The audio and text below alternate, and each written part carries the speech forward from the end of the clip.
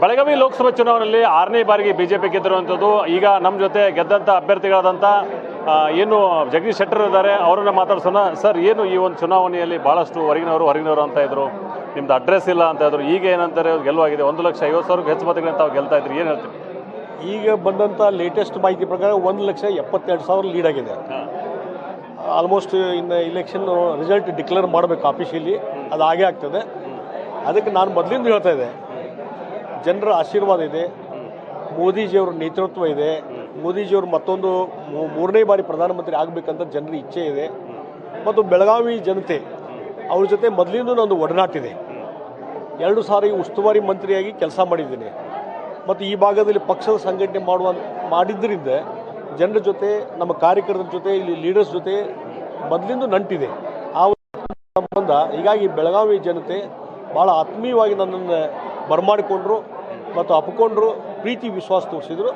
ಆ ಹಿನ್ನೆಲೆಯಲ್ಲಿ ಜನರ ಪ್ರೀತಿ ವಿಶ್ವಾಸದಿಂದ BJP ಅಭ್ಯರ್ಥಿಯಾಗಿ ಇವತ್ತು ನಾನು ಗೆದ್ದಿದ್ದೇನೆ. ಅತಿ ಹೆಚ್ಚು ಮತಗಳ ಅಂತರದಿಂದ ಗೆಲ್ತೀನಿ ಅಂತ ಇದೆ, ಅದು ಆಗಿದೆ ಅನ್ನುವಂಥ ಮಾತನ್ನು ಹೇಳ್ತೀನಿ. ಬೆಳಗಾವಿ ಎಲ್ಲ ಕ್ಷೇತ್ರದಲ್ಲಿ ಅಂದರೆ 8 ಕ್ಷೇತ್ರದ್ದು ಅಡ್ಡಾಡಿದ್ರಿ, ಭಾಳಷ್ಟು ಮಿಂಚಿನ ಸಂಚಲನ ಮೂಡಿಸಿದ್ರಿ. ಯಾಕಂದ್ರೆ ಭಾಳ ಟೈಮ್ ಕಡಿಮೆ ಇತ್ತು ನಿಮ್ಮ ಅನೌನ್ಸ್ ಮಾಡಿದಾಗ. ಯಾವ ಥರ ನಿಮ್ಗೆ ಏನು ಅನ್ನಿಸ್ತಾ ಇತ್ತು ಸರ್ ಅಡ್ಡಾಡುವಾಗ? ನೋಡಿ, ನಾನು ಹಿಂದೆ 6-7 ಇಲೆಕ್ಷನ್ ಮಾಡಿದ್ದೀನಿ ಹುಬ್ಳಿಯಲ್ಲಿ. ಅವತ್ತೇನು ಜನರ ಸ್ಪಂದನ ಇತ್ತು, ಪ್ರೀತಿ ವಿಶ್ವಾಸ ಇತ್ತು. ಅದಕ್ಕಿಂತ ಹೆಚ್ಚಿನ ರೀತಿಯಲ್ಲಿ ಪ್ರೀತಿ ವಿಶ್ವಾಸ ಬೆಳಗಾವಿಯ ಮತಕ್ಷೇತ್ರದಲ್ಲಿ ನನಗೆ ತೋರಿಸಿದರು.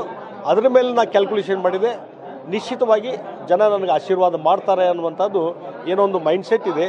ಅದನ್ನು ಅರ್ಥ ಮಾಡಿಕೊಂಡು ಅವತ್ತೇ ನಿರ್ಧಾರ ಮಾಡಿದೆ. ಅವತ್ತಿನಿಂದ ಹೇಳ್ತಾ ಇದ್ದೆ, ನಾನು ನಿಶ್ಚಿತವಾಗಿ ನಾನು ಗೆದ್ದು ಬರ್ತೀನಿ ಅಂತ ವಿಶ್ವಾಸ ಮೊದಲಿಂದ ವ್ಯಕ್ತಪಡಿಸ್ತಾ ಇದ್ದೆ.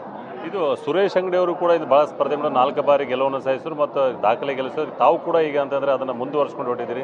ಯಾವ ಥರ ಪ್ಲ್ಯಾನನ್ನು ಮಾಡ್ಕೊಂಡಿದ್ದೀರಿ ಸರ್? ಯಾವ್ದ್ರ ಜನ ಕೆಲಸ ಮಾಡುವಂಥದ್ದು, ಕ್ಷೇತ್ರದಲ್ಲಿ ಕೆಲಸ ಮಾಡೋದು ಯಾವ ಥರ ಪ್ಲ್ಯಾನ್ ಮಾಡ್ಕೊಂಡಿದ್ದೀರಿ? ನೋಡಿ, ದಿವಂಗತ ಸುರೇಶ್ ಅಂಗಡಿಯವರು 4 ಬಾರಿ ಜನರ ಆಶೀರ್ವಾದದಿಂದ ಇಲ್ಲಿ ಆರಿಸಿ ಬಂದಿದ್ದರು. ಅವರ ಮಾಡಿದಂಥ ಕೆಲಸ ಕಾರ್ಯಗಳು ನಮ್ಮ ಕಣ್ಣು ಮುಂದಿದ್ದಾವೆ, ಜನತೆ ಮುಂದಿದ್ದಾವೆ. ಕೆಲವೊಂದು ಅಪೂರ್ಣವಾದಂಥ ಕೆಲಸ ಕಾರ್ಯಗಳನ್ನು ಪೂರ್ಣಗೊಳಿಸುವಂಥದ್ದಿದೆ. ಅದೇ ರೀತಿ ಶ್ರೀಮತಿ ಮಂಗಳಾ ಅಂಗಡಿಯವರು ಸಹಿತ ಹಲವಾರು ಯೋಜನೆಗಳನ್ನು ತೊಗೊಂಬಂದಿದ್ದಾರೆ. ಇವತ್ತು ರೈಲ್ವೆ ಯೋಜನೆ ಇರ್ಬೋದು, ವೈಮಾನಿಕ ವಿಚಾರವಾಗಿ ಸಂಬಂಧಪಟ್ಟಂತೆ ಇರ್ಬೋದು, ಹೊಸ ರಸ್ತೆಗಳನ್ನು ನಿರ್ಮಾಣ ಮಾಡುವಂಥದ್ದು ಇರ್ಬೋದು, ಮತ್ತು ಇಲ್ಲಿ ಹೊಸ ಉದ್ಯಮಗಳನ್ನು ಸ್ಥಾಪನೆ ಮಾಡುವಂಥದ್ದು ಇರ್ಬೋದು, ಹೆಚ್ಚು ಉದ್ಯೋಗ ಅವಕಾಶಗಳನ್ನು ಕ್ರಿಯೇಟ್ ಮಾಡುವಂಥದ್ದು ಇರ್ಬೋದು, ಮತ್ತು ಒಂದು ಸುಂದರವಾದಂಥ ನಗರ ಮಾಡಲಿಕ್ಕೆ ಬೆಳಗಾವಿಯನ್ನು ಯಾವ ರೀತಿ ಪ್ರಯತ್ನ ಮಾಡಬೇಕು, ಮತ್ತು ಗ್ರಾಮೀಣ ಭಾಗದಲ್ಲಿ ಹೊಸ ಉದ್ಯಮಗಳನ್ನು ಸ್ಥಾಪನೆ ಮಾಡಿ ಗ್ರಾಮೀಣ ಭಾಗದ ಯುವಕರಿಗೆ ಉದ್ಯೋಗ ಅವಕಾಶ ಕೊಡಲಿಕ್ಕೆ ಏನೇನು ಪ್ರಯತ್ನ ಮಾಡಬೇಕು, ಇವೆಲ್ಲವನ್ನು ಕ್ರೋಢೀಕರಣ ಮಾಡಿಕೊಂಡು ಆದಷ್ಟು ಬೇಗನೆ ಇಲ್ಲಿ ಎಲ್ಲ ಪ್ರಮುಖರ ಜೊತೆ ಸಮಾಲೋಚನೆ ಮಾಡಿಕೊಂಡು ಒಂದು ವಿಷನ್ ಅಜೆಂಡಾ ಬೆಳಗಾವಿಯ ಡೆವಲಪ್ಮೆಂಟ್ ಬಗ್ಗೆ ನಾನು ತಯಾರು ಮಾಡ್ತೀನಿ.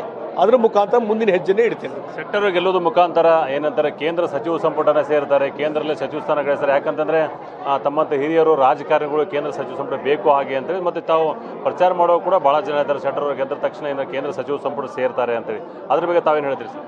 ನೋಡಿ, ಜನತೆಯ ಅಪೇಕ್ಷೆ ಇದೆ.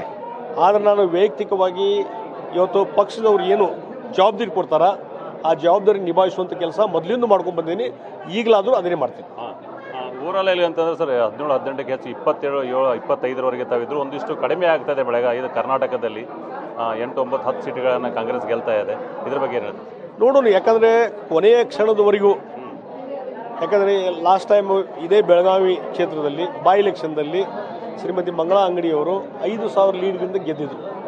ಹೀಗಾಗಿ ಕೊನೆಯ ರೌಂಡ್ವರೆಗೆ, ಕೊನೆಯ ಮತಗಳ ಎಣಿಕೆವರೆಗೂ ನಮ್ಮದು 16 ಸ್ಥಾನ ಬಂತು, 17 ಸ್ಥಾನ ಬಂತು, ಅವ್ರದ್ದು 10 ಬಂತು, ಇದನ್ನು ನಾವು ಲೆಕ್ಕಾಚಾರ ಮಾಡಲಿಕ್ಕೆ ಆಗೋದಿಲ್ಲ.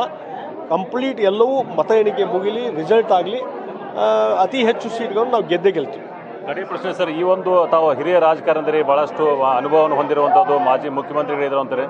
ಈ ಒಂದು ಎಲೆಕ್ಷನ್ ರಿಸಲ್ಟ್ನಿಂದ ರಾಜ್ಯದ ರಾಜಕೀಯ ಮೇಲೆ ಪರಿಣಾಮ ಬೀಳುತ್ತೆ ಸರ್? ನೋಡಿ, ಈಗಂತೂ ಕಾಂಗ್ರೆಸ್ಸಿನ ಸರ್ಕಾರ ಇದೆ, 136 ಮೆಜಾರಿಟಿ ಇದೆ. ನಾ ಹಿಂದಿನಿಂದ ಹೇಳ್ತಾ ಇದ್ದೇನೆ, ಅವರೊಳಗೆ ಫೈಟಿಂಗ್ ಇದೆ CM DCM ನಡುವೆ. ಹೀಗಾಗಿ ಮತ್ತು ಕಾಂಗ್ರೆಸ್ಸಿನ ಶಾಸಕರಲ್ಲಿ ಭಾಳಷ್ಟು ಅಸಮಾಧಾನ ಇದೆ. ಅದರ ರಿಪ್ಲಿಕೇಶನ್ ಏನೇನಾಗ್ತದೆ ಹೇಳಲಿಕ್ಕೆ ಬರೋದಿಲ್ಲ. ಆ ಹಿನ್ನೆಲೆಯಲ್ಲಿ ಇವತ್ತು ಮುಂದೆ ಸರ್ಕಾರ ಏನಾಗ್ತದೆ ಅನ್ನುವಂಥದ್ದು ಕ್ವಶನ್ ಮಾರ್ಕ್ ಇದೆ. ಅದು ಅವರ ಒಳ ಜಗಳ ಬೇಗುದಿ ಯಾವುದೇ ಸಂದರ್ಭದಲ್ಲಿ ಸ್ಫೋಟ ಆಗಲಿಕ್ಕೂ ಸಾಧ್ಯತೆ. ಅಂದರೆ ತಾವು ಹೇಳಿದ್ರೆ ಭಾಳಷ್ಟು ಮಂತ್ರಿ ಮಕ್ಕಳು ಸೋತಿದ್ದಾರೆ, ಇದೊಂದೆಲ್ಲ ವಿಚಾರದಲ್ಲಿ ಈ ಒಂದು ಗೌರ್ಮೆಂಟ್ ಸ್ಟೇಬಲ್ ಇಲ್ಲ ಅನ್ನೋ ಮತ್ತು ಬೇರೆ ಚೇಂಜಸ್ ಆಗ್ಬೋದು ಅಂತ ಹೇಳಿದ್ರೆ? ನೋಡಿ, ನಾಗೇಂದ್ರನ ಮೇಲೆ ಆಪಾದನೆ ಇದೆ, ಮಿನಿಸ್ಟ್ರು ಅದರ ರಾಜೀನಾಮೆ ಕೊಡಬೇಕಾಗಿತ್ತು ಈ ಒಳಗಾಗಿ ಕೊಟ್ಟಿಲ್ಲ. ಮತ್ತು ಒಂದು ಜವಾಬ್ದಾರಿನೂ ಕೊಟ್ಟಿದ್ದರು ಕಾಂಗ್ರೆಸ್ಸಿನ ಮುಖ್ಯಮಂತ್ರಿಗಳು. ಏನು ಮಂತ್ರಿಗಳು ಅವ್ರಿಗೆ ಸಂಬಂಧಿಕರಿಗೆ ಟಿಕೆಟ್ ಕೊಟ್ಟಿದ್ದಾರೆ, ಭಾಳಷ್ಟು ಜನ ಸೋತಿದ್ದಾರೆ. ಅದಕ್ಕೆ ಅವ್ರನ್ನ ಮಂತ್ರಿ ಸ್ಥಾನದಲ್ಲಿ ಉಳಿಸ್ಕೋತಾರೋ ಇಲ್ಲೋ, ಅಥವಾ ಕೈ ಬಿಟ್ಟರೆ ಅವ್ರೇನು ದಂಗೆ ಹೇಳ್ತಾರೋ ಎಲ್ಲವೂ ಕ್ವಶನ್ ಮಾರ್ಕ್ ಇದೆ. ಅಥವಾ ಅಂಥವ್ರನ್ನೇ ಮುಂದುವರಿಸ್ಕೊಂಡು ಹೋದರೆ ಸರ್ಕಾರಕ್ಕೆ ಒಳ್ಳೆಯ ಹೆಸರು ಬರೋದಿಲ್ಲ. ಅಂದ್ರೆ ತಮ್ಮ ಪ್ರಕಾರ ಅಂದರೆ ಈಗ ಏನು ಆಗ್ತಾ ಇರೋದು ಇದು ಬೂದಿ ಮುಚ್ಚಿದ ಕೆಂಡ ಅಂತ ಹೇಳಿ, ಬೂದು ಮುಚ್ಚಿದ ಕೆಂಡದೆ ಯಾವಾಗ ಅದು ಸ್ಫೋಟ ಆಗ್ತದೆ ಹೇಳಿಕೆ ಬರೋದಿಲ್ಲ. ಓಕೆ, ಇದು ಏನಂತಾರೆ ಶೆಟ್ಟರ್ ಹೇಳೋ ಪ್ರಕಾರ ಅಂದರೆ ಕಾಂಗ್ರೆಸ್ನ ಗೌರ್ಮೆಂಟ್ ಇದೆ ಯಾವುದು ಭಾಷೆ ತೊಂದರೆಯಲ್ಲಿ ಇರುವಂಥದ್ದು, ಯಾವಾಗ ಏನಾಗುತ್ತೆ ಹೇಳೋದು ಬರಲ್ಲ ಅಂತ ಹೇಳಿ ಈ ಕಾಂಗ್ರೆಸ್ ಗೌರ್ಮೆಂಟ್ ಎಂದು ವಿಚಾರದಲ್ಲಿ ಕೂಡ ಶೆಟ್ಟರ್ ಅವರು ಮಾತಾಡಿದೆ. ಮತ್ತು ಮುಂದಿನ ದಿನಗಳ ಅಭಿವೃದ್ಧಿ ಕೆಲಸನ ಮಾಡ್ತೀನಿ ಅಂತೇಳಿ ಶೆಟ್ಟರ್ ಅವರು ತಿಳಿಸಿದ್ದು. ಕ್ಯಾಮ್ರಾ ಪರ್ಸನ್ ವಿನಾಯಕ್ ಜೊತೆ ದಿಲೀಪ್ ಕುರುಂದೊಡೆ, ಪಬ್ಲಿಕ್ ಟಿವಿ, ಬೆಳಗಾವಿ.